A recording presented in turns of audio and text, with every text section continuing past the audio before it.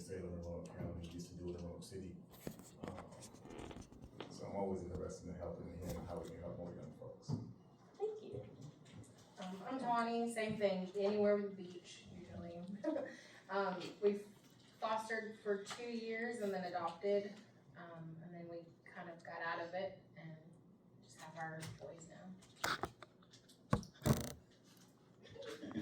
I'm Michelle. I love the beach. Yes, also I'm in the beach club. And I had fostered and adopted and kinshiped. All the things. I'm Francie Foster, and we like camping, so anywhere. And we fostered and adopted. I'm Christy Barnett. I'm a foster and adopted mom, and I'm in the beach club. I go in the beach club. I'm Bailey. I'd say probably mountains, hiking, camping, that sort of thing. So we just started our foster classes with Hope Tree, so we're really excited. Oh, yeah. I'm Tamara. My dream is to have a beach home and a home in Colorado because I love both mountains and beach. In our finishing up our second year of fostering, might consider adopting. We have 2 little ones and we are getting 2 more little ones. They're all siblings. We'll just see what the Lord wants there. I'm Jessica. I love anywhere there's mountains. That's where I'll be. My favorite vacation spot. We used to foster. I have adopted, and then we are now doing a kinship placement. I am Jennifer. We don't go on a whole lot of vacations. I'm just kidding. I love a beach at a lake. Okay, I don't like the ocean, scares me, but lake all day. And we have a lot of children, some biological, some adopted, and we would love to continue to foster. And I feel like that's why the Lord brought us to Virginia, because it's the only state that we can foster in with the number of kids that we have. So we would love to keep going. We just have one that's going to college in the fall, so we need that to happen. And then we can maybe bring in some more. So we've been doing that for 10 years. Yeah, 20-something kiddos. So. I'm Nathan. My favorite vacation spot's probably the Caribbean. And we used to foster. We've adopted. Taylor, my favorite's the mountains, and yep, we adopted. I'm Jaden. My favorite spot is Curacao, and I'm just here to support Dee, but I would love to adopt or foster in the future. Oh, hi, my name is Nina. I'm Team Mountain Skiing. And I also am a friend of Dee to support. I'm Cash. I'd probably say Tennessee or Atlanta at this point. I'm just supporting Dee as well. I'm Hannah. I would say my favorite spot is probably the beach, and I'm just here to support Dee. And this is Sarah. I'm Sarah. I'm late. Sorry. My favorite vacation spot, I think would have to be, my default would have to be the beach. And we have fostered and adopted. I like anywhere that does not get cold. Okay. I like cold weather, so that's me. Before I talk about my life, I want to talk about what you guys do. I have written a lot, so I'm sorry if I have to look down at my paper. I only have some of my speech memorized. But I want something, before you guys leave tonight, I want you to understand something. A lot of you go home exhausted. Some of you cry in the shower so nobody sees it. And some of you probably wonder if you're failing. Do you ever feel like when you're fostering that you're failing? I mean, my parents, they adopted me. We still had siblings, and I'm like, okay, what am I not doing as a foster sister? Why are you still mad at me? What did I do wrong? And I know some of you probably feel guilty for being tired. Some of you have loved children who will still scream at you, push you away, break things, lie to you, shut down, or act like they don't care. Fostering and adoption are beautiful, but they're also really exhausting. Sometimes it feels like you're pouring every single piece into yourself into a child who still struggles.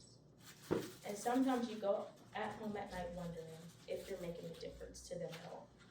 You miss sleep, you miss peace, and most of all, you're yearning for the version of yourself that you were before this. And the hardest part is, most of the children that you love the most don't know how to love you back. Trauma does something strange to children. It teaches them to survive before they even learn how to trust you. And I know that because I used to be one of those children. So tonight, I want you to stop seeing foster care through the paperwork, the court dates, and the behaviors just for a moment. And I invite you to step into the shoes of a little girl I know very well. Her name is Denasia. And when she was 11, she was a child of 6. One of 6, the middle child. Everything started off normal from what she could remember. One day when she woke up, a lot of things changed. Her parents started locking her into a closet, along with her siblings. Her parents would starve her. There was absolutely no way you could get food unless her parents thought it was okay. There was a chain on the fridge, a lock on the pantry. So as many of you can go into your pantry and grab something when you feel hungry, she was not allowed to do that. If she did that, it was considered stealing. And her parents would then beat her, along with her siblings, sometimes with belts, spatulas, even their hands.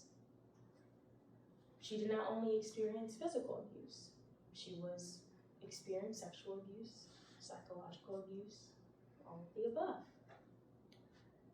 One day, her sister was brave enough to run away. Throughout this whole time everything is happening, she was telling somebody. She went to school, she told her principal, nobody believed her. She would tell her grandma, she would tell her aunts, her uncles, nobody believed her. Her sister got tired of it one day, so her sister ran away. Within those 2 hours of her sister missing, that changed her life forever. Cops were in her living room asking her questions if her parents had did all these horrible things that they were saying that they were doing. But her parents wanted her to lie, so she lied. She stayed there, and then the next day the police came back and took her away. She grew up hating her parents, prayed to God in the closet that she hoped that she would die. And the day that the police came to take her parents away from her, she cried. They were the only people that she knew. And how do you explain that to a child? And how can a child explain that to you? I hate my parents, but I also love them, and I don't want them to leave me because I don't know anything else. That night, she got introduced to foster care. For the very first time, she stepped into a stranger's house. And what are we all told when we're younger? Stranger danger. Strangers are bad. Don't talk to strangers. Don't take the candy. But for some reason with this stranger, she felt the safest that she had ever had in 11 years. The very first night, Denasia remembers crying herself to sleep. And her foster mom had only been with her for not even an hour. And she rubbed her back, and Denasia fell asleep in her arms. She woke up that night, hungry. So she went into the pantry, to what she thought was stealing, and she ate everything she saw in sight. Donuts, cookies, crackers. She got sick. She threw up all over the floor. So she just knew that her new foster parents were gonna beat her. They came out, they washed her up, and they put her back to bed. That was her first night into something called foster care. Nobody explained it. All she knew was that she was living with these people who wanted her, but she didn't know why. 2 weeks later, Denasia finds out that those people that she prayed weren't her parents really were not her parents. She was adopted, along with the 5 other kids in that house. So not only is she confused about what is going on with her life, where are her siblings, she has an identity crisis because who is she? She has these parents out here who've given birth to her, but to her, they don't want her either. She got adopted where she got abused for 11 years, and they clearly didn't want her either. So why would anybody else want her? And what has she done so wrong to the world to be treated this way? She got depressed, and she kept telling herself that it would be better to just take her own life. So for a couple of years, she had this cycle where she would meet a family that would be great to her. But then her mind would take over, and she would want to die. So she started cutting. She started telling people she wanted to die. They would send her to the hospital. She would get help, get new medication. The cycle just kept going on. One day in particular, she met a foster family named the Kinneys. They meet her right when it's right. She gets released from the hospital. She goes downtown Roanoke to meet them. Mandy, her foster mom, was really interesting. It's like Mandy knew her before she even knew who she was. Mandy had French fries for her favorite food, with ranch, not ketchup, because Denasia hates ketchup. And they sit there and they talk about Mandy's life.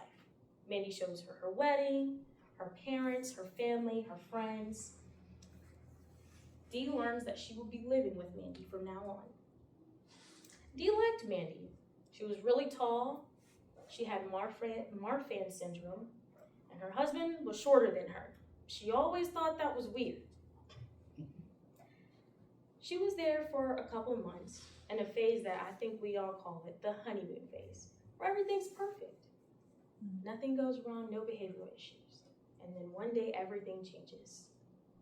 Your child starts to feel safe with you now. Denasia started to feel safe, so she wanted to act out. She started being bad to the point where Mandy had to take her to work. Mandy risked her job, missing hours, bringing Denasia into work. Her job told her that if she kept doing that she would lose her job. So she put her into a daycare. And that didn't go well either. She hated that daycare. She wanted to be with Mandy, but Mandy sent her to the daycare. But what she didn't understand was that it wasn't Mandy's choice. So not only is she upset, she's getting bullied at this place, she doesn't know how to express to her foster parents how upset she is. So she starts to act out again. But most of all, she starts cutting again. Mandy finds out one day, and she's devastated. She doesn't know what she has done wrong. She asks Denasia, what was the blood that Mandy saw in her face? Denasia tells her, well, I want to die again. Mandy does what she knows best with what she's taught. She calls her social worker, and the social worker says, send Dee to the hospital. But the hospital said that this is Dee's last time coming here. She can't keep coming here. We can't help her. There's nothing else that we can do. So they say they're going to send her 4 hours away. Mandy's not having that. Mandy says no. She fights the system. She fights the hospital. She's fighting the social workers. Everyone's against her. She sleeps on the hospital floor for 3 days, so Denasia doesn't feel alone. Later on, the next day, Denasia leaves, I'm sorry guys. And she goes 4 hours away. Every weekend, Mandy and her husband come up there to visit her. Fridays, they take the 4-hour drive after work. They'd sleep in a hotel to visit Denasia for 2 hours out of the day, Saturdays and Sundays, and then drive back up. So the outside world looking in, well, that's what parents are supposed to do. They're supposed to sacrifice for their kids. But this is a foster kid. So why would a mother do this for a child that's not hers? That's the question that Denasia's thinking. Her birthday comes around, she's turning 13. Mandy comes, takes her out. She has a fun day. But a couple months later, it's time to have a meeting about the next steps for her. She tells them, I don't want to go back to Mandy. They ask her why. She says, I'm not ready to be in a family. As a matter of fact, I don't want to be in a family. Look where a family has gotten me. It's gotten me here. I wanted to take my own life. I don't trust people. I don't trust a mom and dad. On the other side of that, Mandy drove 4 hours down the road thinking that she was gonna get her precious girl back, just for them to tell her she's not coming home with you. Mandy is devastated. What did she do wrong? She feels like she's being punished by God. She feels like the world is punishing her. All she wanted was a kid. Why was Denasia being taken away from her? Nobody told her why, what Denasia was feeling. All they said was, it's over. Mandy goes home depressed. She packs up her stuff and she feels like a failure. A couple months later, Denasia is released and she goes to a step-down place called Hope Tree. She likes it there. There's freedom. She can open up the door. There is an alarm, but she can go outside freely. She can run away if she wants to. The cops will be called, but she has freedom, and that's what she wants. She's finally allowed to go to public school, and she loves that. She always wanted to go to school. She joined marching band. She's having the time of her life. But since she's getting better, that means it's time for a family, right? Not to her. She's introduced into the Hope Tree foster care system, where she meets the team and they tell her, we're gonna find you a family and your goal is to get adopted. She agrees, but she tells them in the back of her mind, I'm not getting adopted. I'm gonna age out the system. I don't want a family and I have made my mind up. So she meets a lot of great families, but she finds every single reason why they're not for her. Well, this one's too loud, and this one, she has like 5 cats and like millions of dog hair around. I just don't think I could live there. They're starting to see a pattern. How Denasia remembers it is that one day she was doing a marching band thing downtown for Salem, the Christmas parade. And when she came back, her stuff was all packed up. She was sad. She wanted to stay at Hope Tree. She met a lot of workers who helped her. She wanted the workers to adopt her. She didn't want to leave. She didn't want a family. And if she wanted a family, she wanted to choose the family. She couldn't choose the people that she wanted. She had to choose people that were brought to her. She didn't like that. She wanted to control her life. She goes to a foster family, and they're not bad, but they're not what she wanted. One day, their dog attacks her. She's like, I'm getting out of here. Calls up her case manager, yeah, you gotta get me out this house. I'm not staying here. Her case manager says, okay, I'll take you somewhere. The Petersons. Well, Denasia's met the Petersons before, actually. Her sister was there. Her sister loved it, so she will love it. They tell her it's just for a weekend. She's like, okay. A weekend. I've heard that before. Just 2 days, right? Well, she's there.